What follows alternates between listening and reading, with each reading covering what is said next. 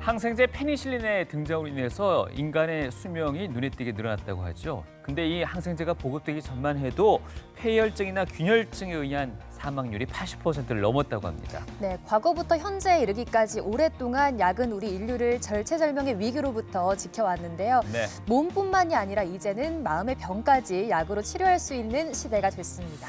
예전에 비해서 약의 종류도 많이 늘었고요. 손 쉽게 구할 수 있는 요즘인 것 같습니다. 여러분들은 이 약 얼마나 잘 알고 복용하고 계신지 모르겠네요. TV 메디칼 약선 오늘 이 시간 슬기로운 약 복용에 대해서 알아보도록 하겠습니다. 네, 모두가 약발 잘 받으실 수 있도록 도움 네. 말씀 주실 분 모셨습니다. 약학대학 송윤경 교수님과 함께하겠습니다. 반갑습니다. 안녕하십니까?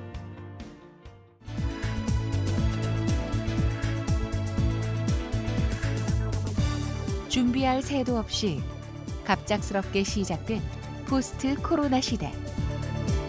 각종 약품을 통해 미리 건강을 챙기고자 하는 시민들도 부쩍 많아졌는데 이왕 먹는 약 제대로 먹을 수 있게 송윤경 교수와 올바른 약 복용법을 알아본다.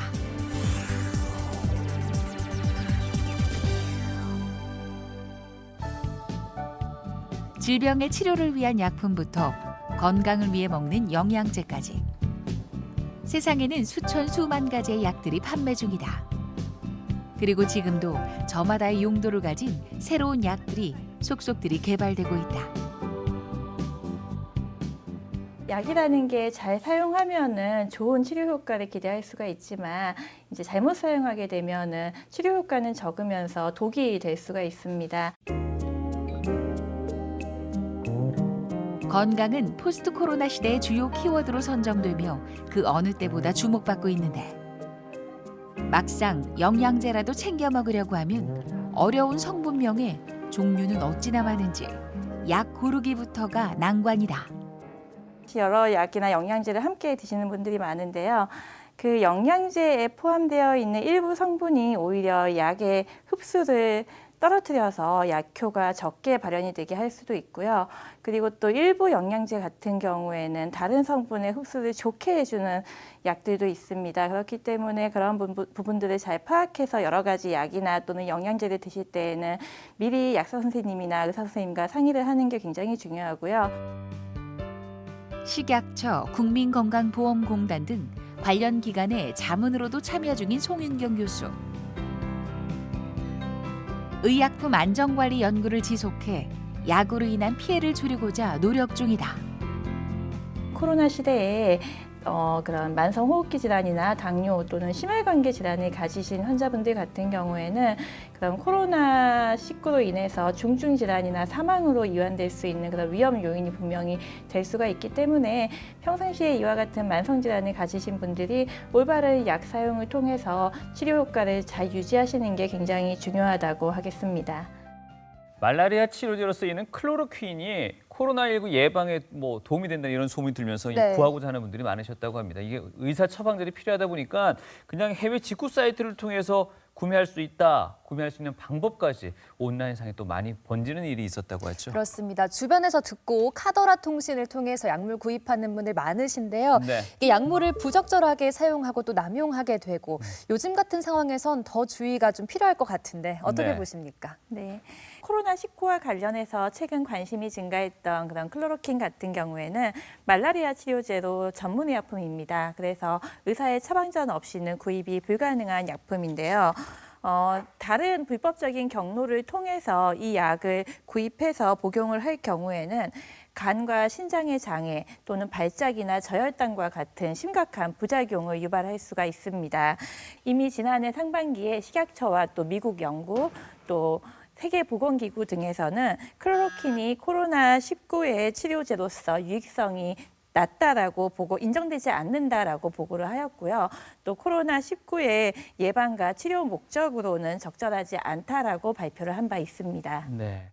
자, 이러한 약을 일컬어서 우리가 또 흔히 약날의 검이라고 합니다. 네. 득이 되기도 하고 실이 되기도 하고 말이죠.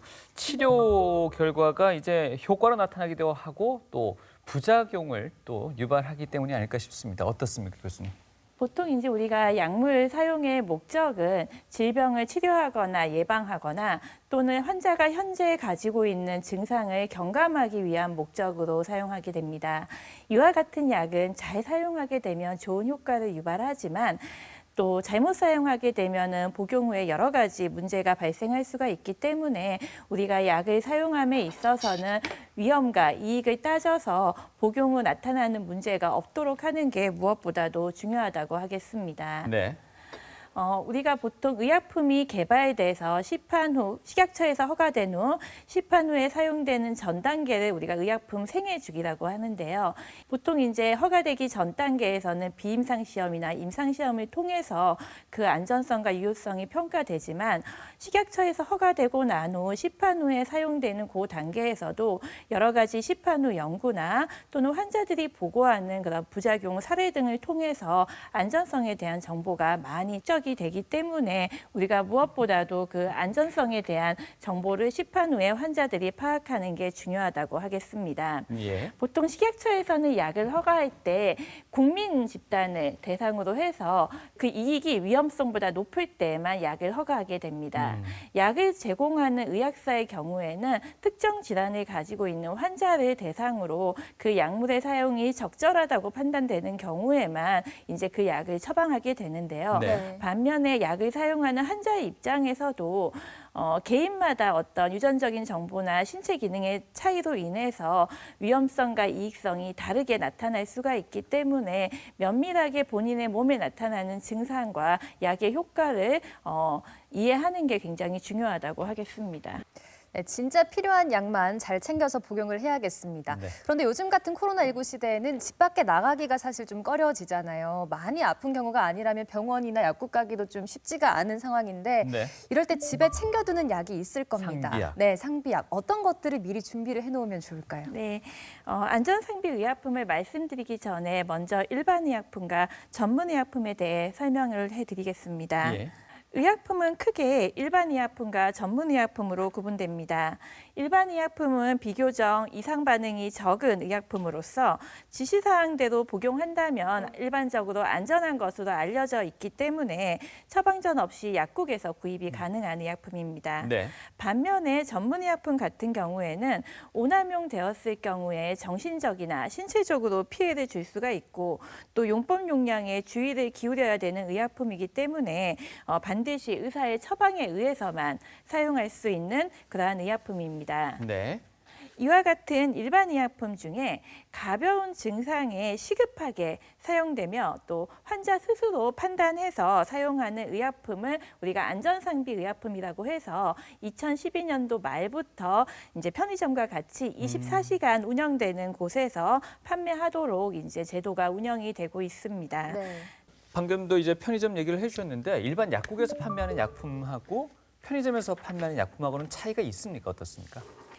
편의점에서 판매하고 있는 안전상비 의약품에는 크게 13개의 의약품이 있고요. 그 이유가 이제 약이라는 게 모든 약이 부작용을 가지고 있기 때문에 그 오남용을 이제 막기 위해서 현재 13종의 의약품으로 제한을 하여 사용되고 있습니다. 예. 어린이용하고 성인용, 해열 진통제 4종이 있고요. 또 감기약으로서 2종, 소화제로서 3종, 또 파스 2종만 현재 편의점에서 구입해서 사용을 할 수가 있습니다. 네. 그렇지만 이 제도 시행의 목적이 가벼운 증상에 대해 또 시급한 경우에만 사용하도록 하는 것이기 때문에 그럴 때에만 제한적으로 사용하는 게 바람직하고요.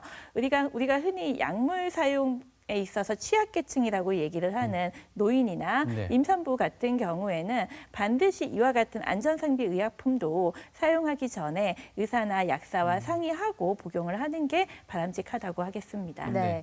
해열 진통제, 감기약, 소화제, 파스 챙겨놓아야 된다 말씀을 해주셨는데 네. 요즘 또 코로나19 어떤 약들을 좀 더불어서 챙겨두면 좋을까요? 소독제 정도가 될까요? 네, 아시다시피 코로나19의 증상이 이제 열이나 또는 호흡기 증상, 그래서 기침, 가래나 근육통, 인후통, 콧물과 같은 증상이 나타날 수가 있기 때문에 네. 일반 의약품을 잘못 복용하게 되면 이와 같은 코로나19의 증상을 은폐할 수가 있습니다. 그래서 이와 같이 해열 진통제나 감기약의 복용이 필요한 증상이 나타났을 경우에는 일반 의약품을 복용하는 것보다는 먼저 의사와 약사와 상의를 하고요. 필요시에는 코로나 진단 검사를 받는 게 바람직하다고 하겠습니다. 네. 말씀하신 바와 같이 우리가 코로나 감염증을 예방하기 위해서 가정에 체온계를 구비해서 체온을 수시로 측정을 하고요.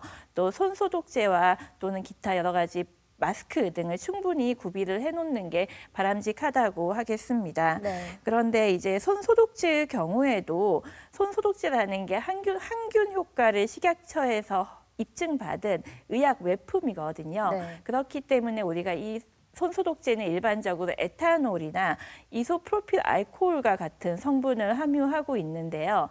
이는 그냥 우리가 손 청결의 목적으로 사용을 하는 손 세정제와는 차이가 있습니다. 그래서 손 세정제는 화장품이기 때문에 반드시 우리가 항균의 목적으로 손 소독제를 사용을 할 때에는 포장에 의약 외품이라는 표시가 있는지를 확인하고 사용을 하는 게 바람직하겠습니다.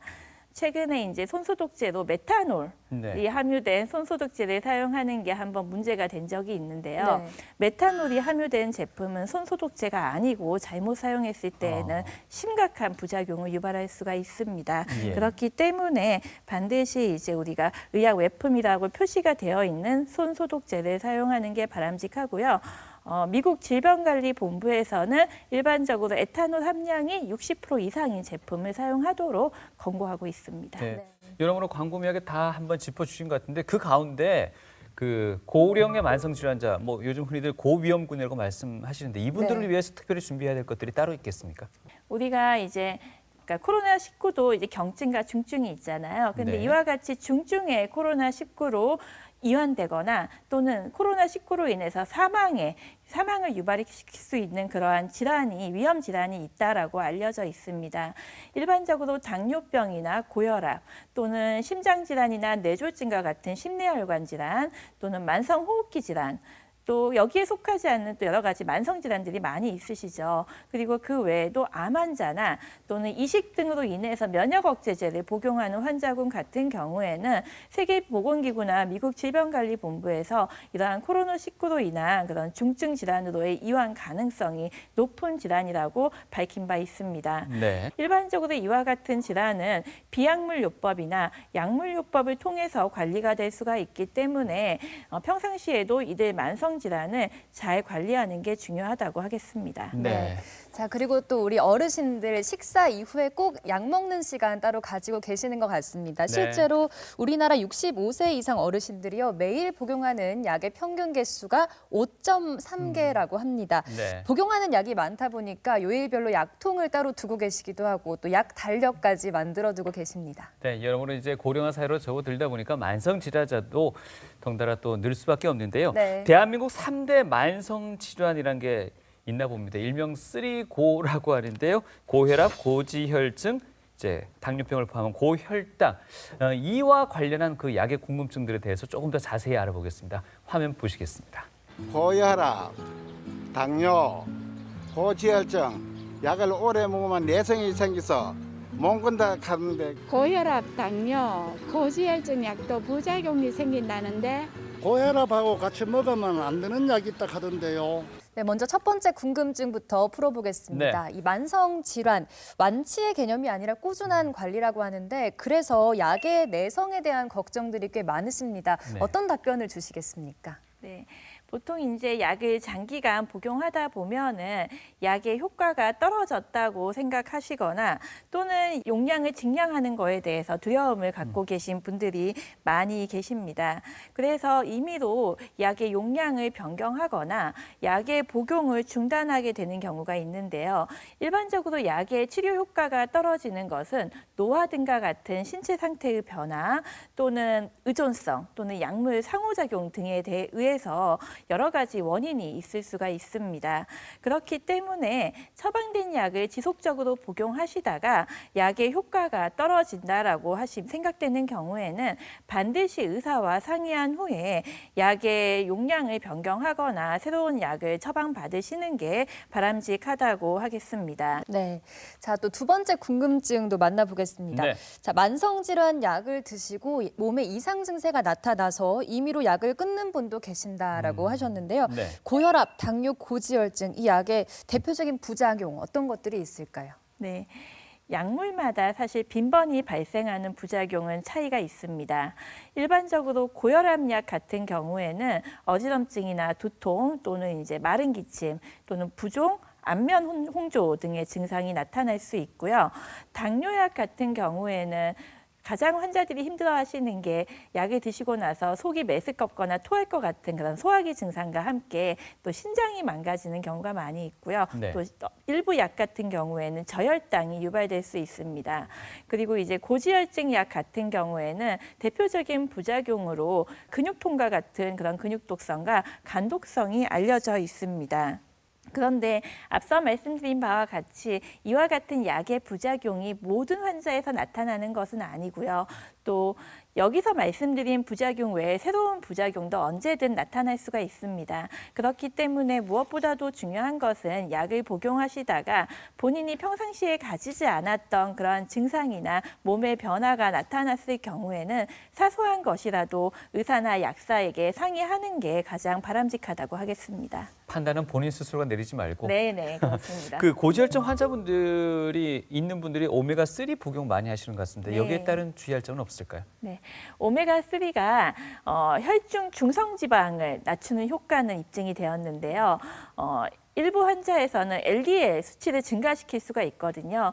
그렇기 때문에 사실 이제 일부 환자 같은 경우에는 중성지방 수치가 높을 경우에는 콜레스테롤을 줄이는 LDL 수치를 줄이는 스타틴 약과 함께 오메가3가 처방이 되기도 합니다. 그렇기 때문에 우리가 이러한 약들을 복용을 하실 때에는 의사 선생님하고 상의를 하는 게 굉장히 중요하고요. 또 이런 처방되는 오메가3 외에도 우리가 건강기능식품으로 복용을 할 수 있는 오메가3가 많이 있잖아요. 그래서 이와 같은 것들도 본인의 그런 지질 수치에 따라서 복용의 차이가 있을 수가 있기 때문에 상의를 하는 게 중요하다고 하겠습니다. 네. 그리고 이와 같은 오메가3가 또 위장장애나 생선 알레르기를 가지고 있는 분들 같은 경우에는 부작용을 유발할 수가 있고요. 또 환자들 중에 항혈전제를 복용하시는 분들이 많이 있습니다. 네. 그런데 오메가3를 함께 복용하시게 되면은 그 출혈의 위험성이 증가될 수가 있기 때문에 임의로 이런 만성질환을 가지신 분들은 이러한 약들을 임의로 구입해서 복용하시는 것에 있어서 주의가 필요하다고 하겠습니다. 네. 자, 그리고 궁합에도 또 궁금증을 주셨는데요. 네. 음식에도 궁합이 있는 것처럼 약에도 궁합이 있다고 하죠. 네. 고혈압 약을 드시는 분들이 특별히 더 주의해야 될 약물이 있다 하시던데 어떤 게 있나요? 네, 우리가 흔히 쉽게 복용할 수 있는 그런 콧물 감기약이나 또는 진통소염제 또는 경구용 피임약 같은 경우에는 혈압을 높이는 부작용이 있습니다. 그렇기 때문에 고혈압을 가지신 환자가 이들 약물을 장기간 복용을 하게 되면은 혈압약의 효과가 떨어질 수 있습니다. 뿐만 아니라 진통소염제 같은 경우에는 신장 기능을 손상을 야기할 수 있는데요. 일부 혈압약의 경우에 이러한 신기능의 장애를 유발할 수 있는 약이 있기 때문에 함께 오랫동안 복용을 하게 되면은 콩팥 기능이 더 많이 나빠질 수가 있습니다. 혈압약을 드시는 분들 같은 경우에 새로운 병원을 방문하거나 약국에서 약을 구입하실 때에는 본인이 현재 혈압약을 드시고 있다라는 사실을 말씀을 해드리는 게 굉장히 중요하겠습니다.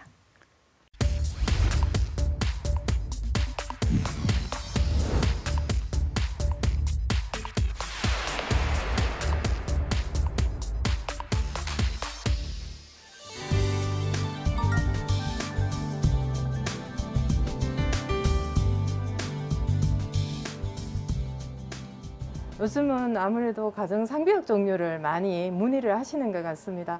대표적으로 해열 진통제 종류를 들 수 있을 것 같은데 해열 진통제도 한 가지 제품보다는 성분이 서로 다른 걸로 해서 한 2종, 3종 정도 많이 문의를 하고 계십니다. 그리고 감기약 같은 경우에는 주로 증상에 맞게 한 3가지 정도 제품을 많이 문의를 하시는데 제일 많이 찾는 제품 중에 하나가 인후통 증상에 쓰실 수 있는 약을 많이 문의를 하고 계십니다. 그리고 이제 아무래도 면역력을 좀 높일 수 있는 그런 제품들에 대한 문의를 많이 하고 계십니다.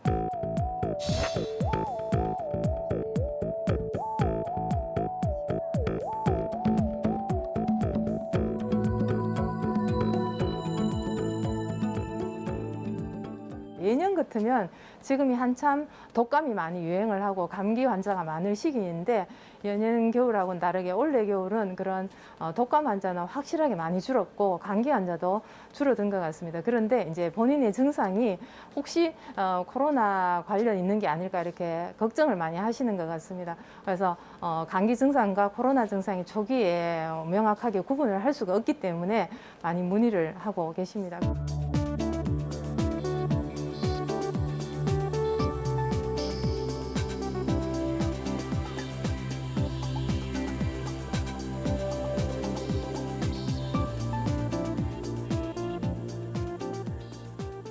조제약 같은 경우에는 저희들이 약국에서 들을 때 이렇게 봉투에 넣어서 드립니다. 그러면 봉투에 보시면 이렇게 어떤 약이 들어가 있는지, 몇 번을 먹는지 이런 용법들이 자세히 기본적인 내용이 적혀져 있습니다. 그래서 이 봉투채로 보관을 해두시면 잘못 드실 일은 잘 없을 것 같고, 그다음에 일반 의약품 같은 경우에도 구매를 해가실 때 약국에서 이런 약 포장 봉투나 뭐 설명서를 다 버리고 가시는 경우가 굉장히 많이 있습니다. 그러면 당장은 어떤 약인지 기억을 하시겠지만 나중에 되면 이걸 다 정확하게 기억을 하실 수 없기 때문에 정확한 복용을 위해서 원포장 상태 그대로 보관을 해주시기를 바라고, 또 하나는 약은 같이 복용을 해도 되는 약이 있지만 같이 복용하면 안 되는 약도 많이 있습니다. 근데 그런 게 단순히 이렇게 문구에 적혀져 있는 이런 효능만 보고 판단할 게 아니고 성분 하나하나를 보고 다 판단을 해야 되기 때문에 한 번에 2종류 이상의 약을 복용하시고자 할 때는 전문가에게 꼭 문의를 하시고 복용을 해주셨으면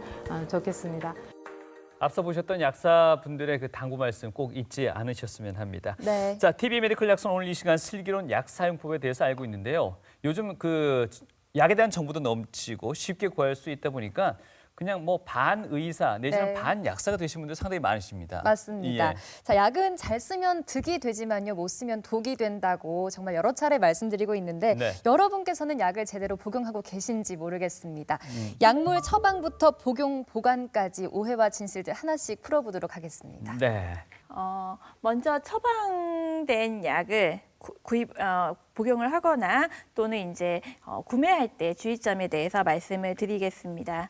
첫 번째로 환자분들께서 생각하시는 내용이 다른 병원에서 처방받은 약은 의사나 약사에게 알릴 필요가 없다라고 생각하시는 경우가 있습니다.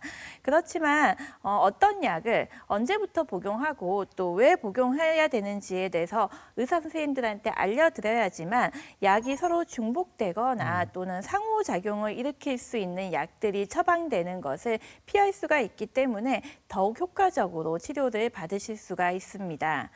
또 증상이 비슷해도 원인은 다를 수가 있습니다. 처방약은 의사가 내 몸의 증상에 대해서 맞춤형으로 해서 제공을 한 약입니다. 네. 어떤 사람에게 효과 있는 약이 나에게는 독이 될 수가 있습니다. 그렇기 때문에 약은 절대 나누어서 복용을 하시면 안 됩니다. 네. 세 번째로 홈쇼핑에서 파는 약은 만병통치약이다. 다 낫게 해준다라고 생각을 하시는 분들이 있습니다. 네. 그런데 약은 홈쇼핑에서 판매하지 않습니다.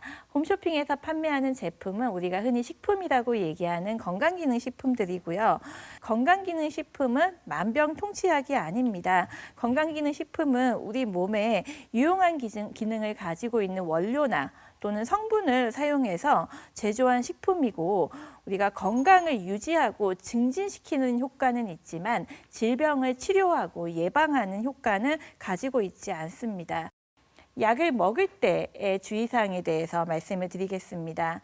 보통 이제 약을 복용하고 나서 속이 불편해도 이 약은 내가 먹어야지 나으니까 하고 생각하셔서 참고 복용하시는 경우가 많이 있습니다. 네. 근데 약을 복용하시다가 토를 하거나 또는 이제 설사하거나 변비가 심해지게 되면은 약의 효과가 떨어지거나 아니면 새로운 그러한 질환이 발생을 할 수가 있습니다. 따라서 이와 같은 소화기 증상이 발생을 했을 때에는 약을 음식과 함께 복용을 하거나 또는 식후에 바로 드시는 게 도움이 될 수가 있습니다. 그런데 또 일부 약 같은 경우에는 음식과 함께 복용을 했을 때에는 그 효과가 떨어지는 경우도 많이 있기 때문에 우리가 이와 같이 약을 먹고 또 소화기 증상이 나타났을 때에는 그 해결 방법에 대해서 약사와 상의를 하는 게 중요하다고 하겠습니다. 네. 두 번째로 약은 우유, 콜라, 주스, 녹차와 함께 복용을 하시는 경우가 많이 있습니다.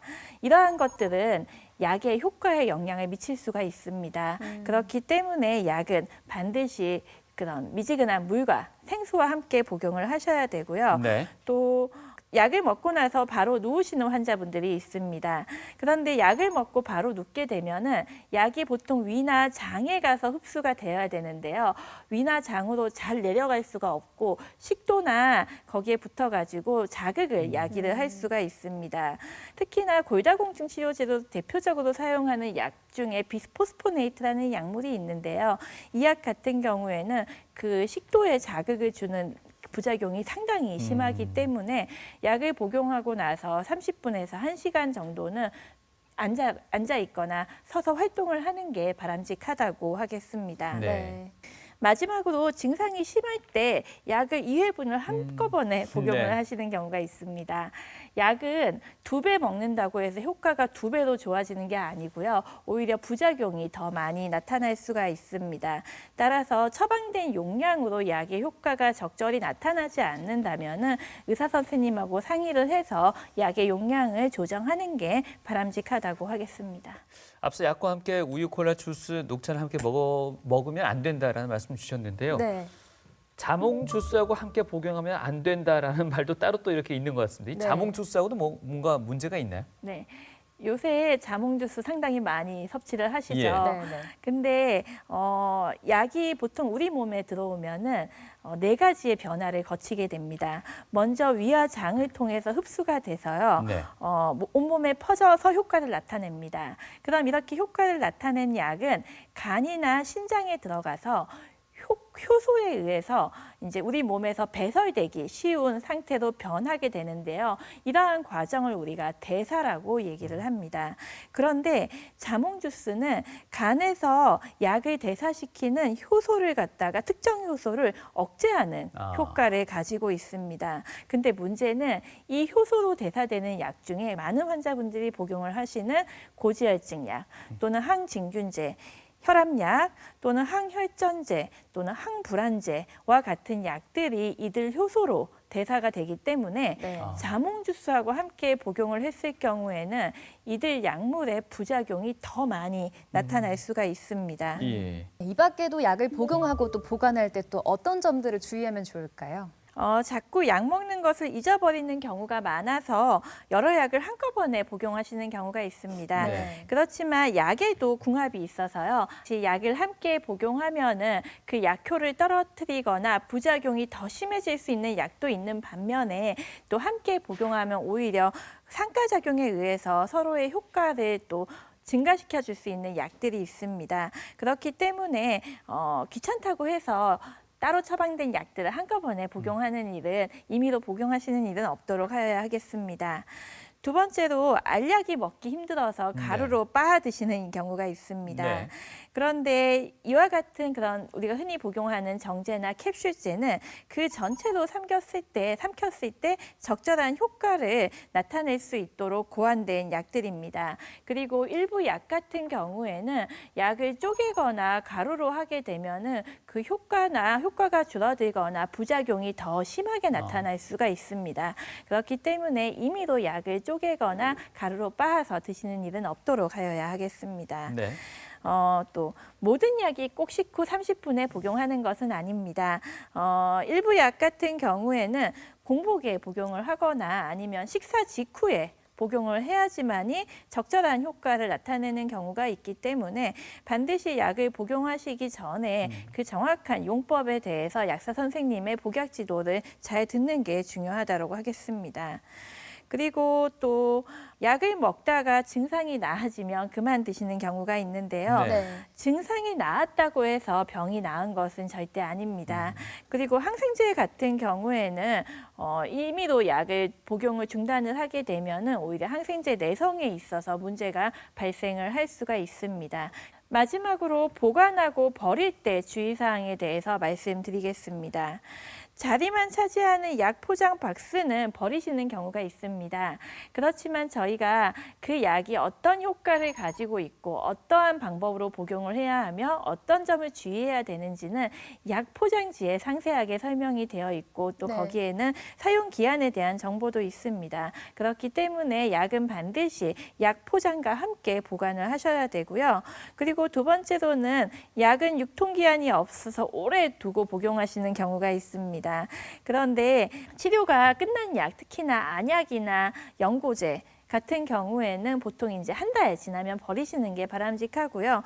그리고 또 약 같은 경우에도 저희가 사용기한이라고 되어 있는 거는 그대로 보관했을 때 사용기간이고 한번 개봉을 하게 되면은 보통 장기간 보관하는 게 바람직하지 않기 때문에 우리가 이러한 부분에 있어서 주의가 필요하다고 하겠습니다. 마지막으로 약을 하수구나 변기에 버리시는 경우가 있습니다. 네. 약은 분명히 그 환경을 오염시킬 수 있는 그러한 약 성분 물질들을 함유하고 있습니다. 오래된 약을 버리실 때에는 반드시 약국에 있는 그런 폐의약품 수거함에 버리셔야 되고요. 임의로 쓰레기 봉투나 아니면 하수구에 버리는 일은 없도록 하여야 하겠습니다. 네. 네. 또 앞서서 유통기한에 대해서 이야기를 나눠봤었는데 네. 그 약 포장 박스가 없는 약국에서 처방받은 거 있잖아요. 병원에서 처방해준 거. 그런 거는 유통기한을 저희가 잘 알 수가 없잖아요. 네, 조제약 같은 경우에는 약 봉투가 얇기 때문에 일반적으로 외부 습기나 또는 세균에 취약할 수밖에 없습니다. 그렇기 때문에 일반 의약품에 비해서 유통기한이 짧고 또 변질이 되기가 쉽습니다. 기본적으로 조제된 약 같은 경우에는 처방 전에 제시된 처방 일소를 사용기한으로 하여서 복용하는 것이 가장 바람직합니다. 그렇지만 여의치 않을 경우에는 약에 따라 좀 다를 수는 있지만 알약 같은 경우에는 조제된 날로부터 2, 3개월 이내에 그리고 가루약 같은 경우에는 조제된 날로부터 1개월 이내에 복용을 하고 버리시는 게 바람직하겠습니다. 네. 한 번에 가서 한 열흘치 받아놨다가 아플 때마다 그냥 한 번씩들 이렇게 유통기한 없이 사용하시는 분들도 주변에 꽤 있으시더라고요. 네. 예, 알겠습니다. 약을 안전하고 효과적으로 사용하기 위해서 정말 이것만큼은 잊지 마십시오 네. 하는 내용들을 따로 또 준비를 좀 하셨습니다. 설명 주실까요? 네. 먼저 우리가 알고 쓰면 더 좋은 약이 되는 5가지 안전사용 수칙에 대해서 말씀드리겠습니다. 네. 먼저 앞서 말씀드린 바와 같이 가장 중요한 거는 다른 사람의 약을 임의로 복용하시는 것입니다. 그리고 두 번째로는 약을 사용하기 전에 약의 이름, 모양, 또 사용 기한을 확인하는 게 중요하다고 하겠고요. 또 약을 사용하시기 전에는 투여 용량, 사용 방법, 그리고 사용 시간 을 확인하는 게 중요하다고 하겠습니다. 네. 그래서 제가 이제 의약품 사용 시 체크리스트 7가지를 정리를 해봤는데요. 네. 첫 번째 이름, 그리고 두 번째는 효과, 세 번째는 용법과 용량, 그리고 네 번째는 부작용, 다섯 번째는 약의 상호작용, 여섯 번째는 보관, 그리고 마지막으로 여러 가지 기타 주의사항에 대해서 저희가 살펴보는 게 중요하다라고 하겠는데요. 이러한 내용을 저희가 약사 선생님의 설명만 듣고서는 다 파악을 할 수가 없죠. 그렇기 때문에 이와 같은 그런 약에 대한 그런 주의사항은 우리가 흔히 약 설명서라고 하는 이와 같이 그런 약의 포장에 제시된 그러한 정보를 통해서 파악을 할 수가 있습니다. 보통 이와 같이 약을 포장에 보면 많은 내용이 적혀 있는데 굉장히 글씨가 작기도 그렇죠. 하고요. 또 너무 많은 내용이 제시가 되어 있어서 잘 읽지 않고 포장을 버리시는 경우가 예. 많이 있는데요. 이 약 설명서는 굉장히 중요한 내용을 많이 담고 있습니다. 먼저 제일 위에 있는 부분에 보면은 조성과 성상이라는 말이 있는데요. 무슨 말입니까? 네, 이것은 약이 어떤 모양을 가지고 있고 그리고 또 어떤 성분을 함유하고 있는지를 제시를 하고 있습니다. 약 포장 박스의 성상에 하얀색이라고 제시를 하였는데 간혹가다 약이 변질이 돼서 약간 노란색을 띠는 경우도 있습니다. 네. 그렇기 때문에 이와 같이 성상이 다른 경우에는 약이 변질되어 있을 가능성이 있기 때문에 복용을 하지 마시고 다시 약 선생님께 문의를 하는 게 바람직하겠고요. 네. 또 두 번째는 효능 효과라는 내용이 있습니다. 그런데 이것은 저희가 이 약을 사용함으로써 얻을 수 있는 효과와 또 이 약을 사용할 수 있는 그런 질환을 설명하고 있습니다. 그래서 약을 복용하실 때에는 내가 여기에 적혀 있는 그런 증상이나 질환을 가지고 있는지를 파악을 하시고 복용을 하시는 게 바람직하겠고요. 예. 마지막으로 용법, 용량이라는 내용이 있습니다. 여기에는 한 번에 복용을 해야 되는 양과 그리고 하루에 몇 번 약을 복용해야 되는지에 대한 정보가 제시되어 있습니다. 네. 굉장히 많은 내용이 적혀 있는 부분 중에 하나가 사용상의 주의사항이 되겠습니다. 가장 위에는 경고라는 내용이 있는데요. 여기에는 우리가 가장 주의해야 되는 내용이 제시가 되어 있습니다. 예. 그래서 이러한 지시사항을 따르지 않거나 또는 이러한 질환을 가지고 있는 환자가 이 약을 복용했을 때에는 심각한 부작용이 야기가 될 수가 있기 때문에 다른 거는 차치하시더라도 경고에 적혀 있는 내용은 반드시 읽어보시는 게 중요하다고 하겠습니다. 또 다음과 같은 사항은 이 약을 복용하지 말라는 내용이 있는데요. 네. 이거는 우리가 흔히 얘기하는 금기증에 해당하는 내용입니다. 그래서 이 약을 복용해서는 안 되는 상황을 설명하고 있기 때문에 본인이 이러한 여기에 해당하는 질환을 가지고 있을 경우에는 이 약을 복용하지 말아야 합니다. 네. 세 번째로는 이 약을 복용하는 동안 다음과 같은 행위를 하지 말라고 되어 있는데요. 말 그대로 이제 금지해야 되는 행위가 제시되어 있고요. 또 네 번째로는 약을 복용하기 전에 다음과 같은 사람은 의학사와 상의를 하도록 제시를 하고 있습니다. 이것은 이제 주의가 필요한 특정 질환자에 대한 설명이 제시가 되어 있고요. 다섯 번째로는 다음과 같은 경우에는 복용을 중지하고 의학사와 상의하도록 되어 있는데요. 보통 약에 의해서 발생할 수 있는 부작용 등이 제시가 되어 있습니다. 네. 그리고 마지막으로는 저희가 이제 주의해서 봐야 될 게 저장 방법하고 사용 기한이 있습니다. 이 저장 방법은 약의 효과가 적절히 유지가 될 수 있는 보관 방법을 설명하고 있기 때문에 약을 실온에 보관해야 되는지 또는 드물게는 냉장고에 보관해야 되는지를 갖다가 이제 파악을 하실 수가 있고요. 그리고 사용 기한이라는 것은 포장된 상태로 이제 적절하게 보관되었을 때 사용 기한을 의미하는 것이기 때문에 우리가 통으로 된 약을 개봉을 하거나 또는 이제 조제된 약을 복용을 하실 때에는 이 사용된 기한하고는 조금 다른 의미다라는 부분을 염두를 해 두셔야 하겠습니다. 네. 보통은 그 포장 박스에 있는 뭐 감기면 감기, 복통이면 복통 이런 큰 글자만 집중해서 봤었는데 네. 상세하게 봐야겠다는 생각이 듭니다. 그렇지 않으면 또 부작용이 나타날 수 있다고 하셨는데 그렇죠. 어떤 경우에 부작용이라고 봐야 될지도 궁금해지고요. 또 부작용이 나타나면 그때는 또 다른 약을 써서 또 치료를 해야 되는지 궁금해지네요. 우리가 흔히 이제 부작용이라는 말이 있지만 이 부작용은 굉장히 포괄적인 의미를 담고 있습니다. 그래서 보통 우리가 정상적인 용량에 따라서 약을 복용했을 때 발생하는 그런 의도되지 않은 효과를 우리가 부작용이라고 얘기를 하는데요. 그 부작용이라는 것은 사실 좋은 부작용도 있고 나쁜 부작용도 있습니다.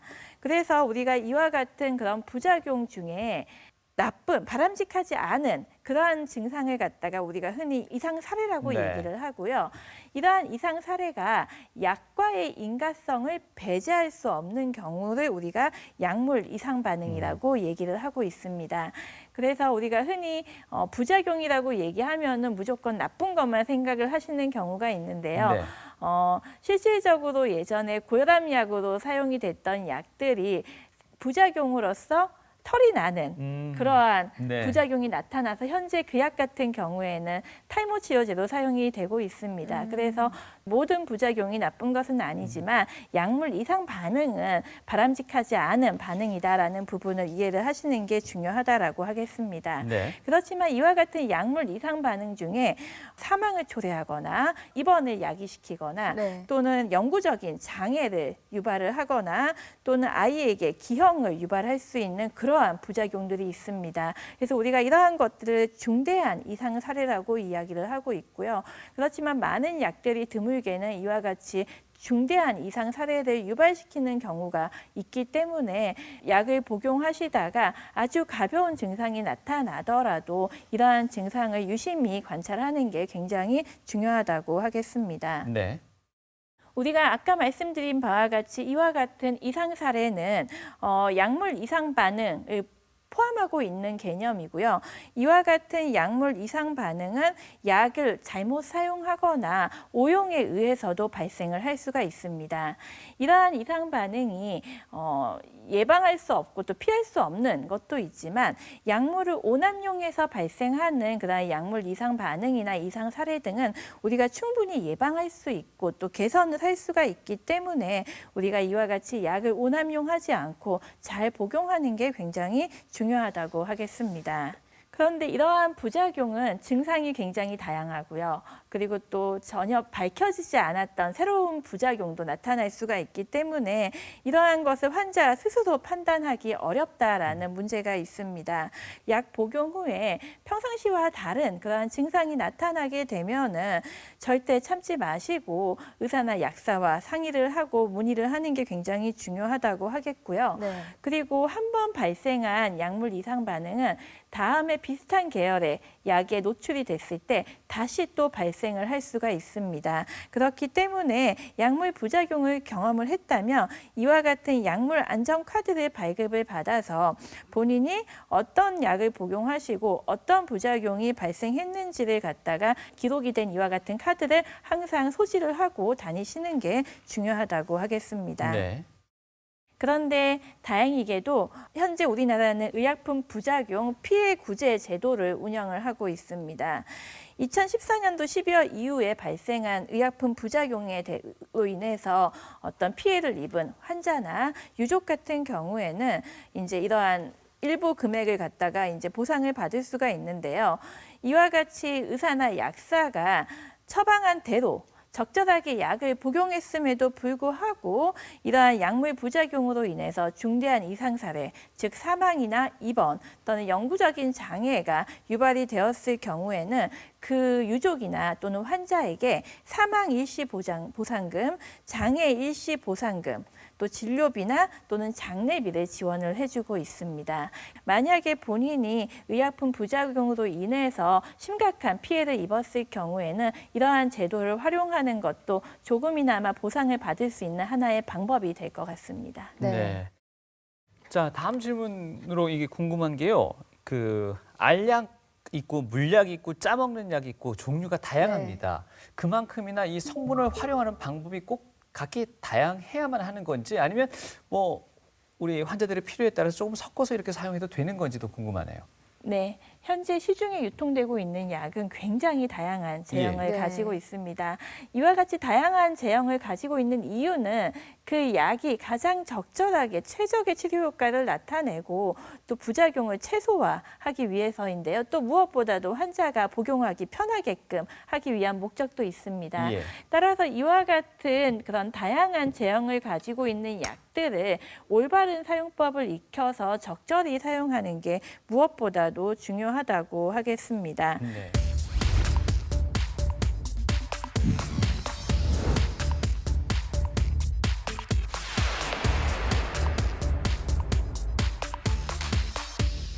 코로나 때문에 면역이 좋아진다 해가지고 마늘을 저는 꿀에 절여놓고 먹거든요. 당뇨약, 혈압약 뭐 많지. 골다운증 약도 있고. 혈압약을 10년 전부터 계속 먹고 있습니다. 장을 위해서 생유산균을 먹고 있고. 장약하고 오메가3 먹고 있습니다. 홍삼도 먹고요. 오메가3도 먹고 영양제 비타민C도 먹고 있고요. 칼슘도 먹고 있습니다. 여러 가지 종류 좋은 거는 좀 먹는 편이에요. 좀 전에 말씀하신 화면에서 보신 분은 하루에 그냥 한 5-6가지 정도는 챙겨 드시는 것 같습니다. 홍삼, 오메가3, 비타민C, 칼슘. 한 번에 이렇게 많이 드셔도 괜찮습니까? 앞서 말씀드린 바와 같이 영양제 흔히 얘기하는 영양제라고 하는 그런 건강기능식품들이나 또는 의약 외품들이 잘 사용하게 되면은 건강을 유지하고 증진하는 데 도움이 되지만 네. 과량 복용하게 되면은 여러 가지 부작용이 나타날 수가 있습니다. 특히나 이러한 부작용이 만성 질환을 가지고 있는 환자분에서 더 많이 나타날 수가 있기 때문에 주의가 필요하다고 하겠고요. 특히 철분제 같은 경우에는 종합 비타민제에 함유된 그런 미네랄 등으로 인해서 그 철분제의 흡수가 떨어질 수가 있기 때문에 주의가 필요하겠습니다. 근데 반면에 철분제는 바이타민 C와 함께 복용을 하게 되면 오히려 그 흡수가 좋아질 수 있다라는 보고가 있습니다. 네. 그렇기 때문에 이와 같이 그런 영양제를 복용하시는 경우에도 본인의 신체 상태에 따라서 의사나 약사와 상의하고 복용을 하시는 게 바람직하겠습니다. 뭐든 자신의 몸에 잘 맞게 적당하게 네. 드셔야 될 것 같습니다. 네. 자, 이 밖에 약손 상담실 문을 열었는데요. 약 복용에 대한 궁금증들 하나씩 풀어보겠습니다. 첫 번째 사연 만나보겠습니다. 저희 남편은 50대 중반이고 술을 자주 마십니다. 현재 고혈압과 혈당약을 함께 복용 중인데요. 술이 취한 상태에서도 혈압약과 혈당약은 반드시 먹은 후에 잠자리에 듭니다. 취중에도 약을 먹는 남편, 문제는 없을까요? 이번엔 약보다 술부터 먼저 끊으셔야 될 것 같은데요. 어떻습니까? 취중에 드시는 약은 이거 어떤가요? 네, 아시다시피 술은 간을 손상시킬 수 있는 대표적인 물질입니다. 네. 그런데 이와 같이 그런 술을 드시고 나서 간이 손상된 상태에서 약을 복용하시게 되면은 간에 있는 약을 대사되는 효소에 문제가 생겨서 어떤 그런 독성 물질이 더 많이 나타날 수가 있습니다. 특히나 이분 같은 경우에는 이제 혈압약과 당뇨약을 드시고 예. 있는데요.